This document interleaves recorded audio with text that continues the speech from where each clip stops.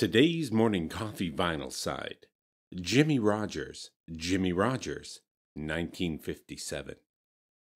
In 1967, after a decade of success as a beloved entertainer and recording artist, and years after he departed his original record label, Roulette Records, Jimmie Rodgers was pulled over on a lonely stretch of the San Diego Freeway outside of Los Angeles by members of the LAPD, and beaten so severely and left for dead in his car that it took him over a year to recover, and he lived the rest of his life suffering the consequences of a traumatic brain injury. That wasn't the end of Jimmie Rodgers' career, but it was the end of any upward momentum in the midst of what was considered his comeback, and he was all but finished as anything but a nostalgia act going forward. When Jimmie signed his recording and management contract with Roulette Records in 1956, he must have thought he was on top of the world. He'd already lived a bit of a life, and his success seemed to come from his hard work and the attention garnered by the exceptional quality of his voice.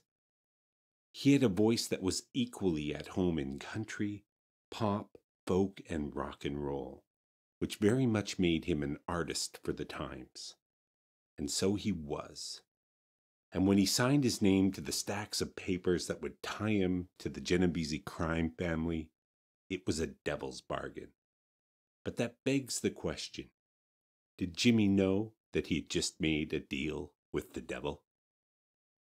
Roulette Records may have been mob-owned, but it was a legitimate organization within the industry, in so much as these things could be.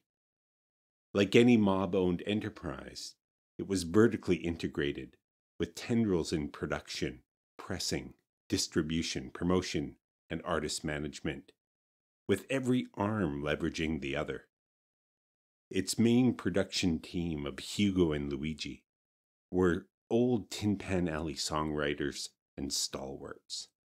They also had an impressive roster of artists, but it's safe to say their accounting practices did not adhere to GAAP principles. But for many artists, the idea of something was better than nothing, despite the something being less than they were due. Now, this was Jimmie's first album, and he hit it big with Honeycomb, a #1 single that established him as a market force in the moment right before Elvis was about to be drafted, and rock and roll had cooled slightly as folk was enjoying its moment in the sun. And there are some fantastic performances on this album, and Jimmie's voice is something else. It has a quality to it, a timbre or a timbre, that has an intellectual component as well as an emotional one.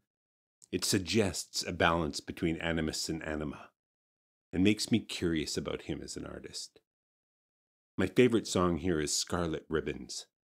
That one needs to be heard, so I've included album links in the description. Success was immediate for Jimmie, but it would take some time for him to muster the courage to leave Roulette and the mob behind. But what he didn't understand, that his departure from Roulette took him outside the family, so to speak, and his royalties for all those early successes, well, they'd be staying within the family. And when he mustered up the nerve and accumulated the juice that led him to believe he could get what was owed to him, well, that's when the devil caught up to him on that lonely highway to remind him that a devil's bargain always ends in advantage. Devil.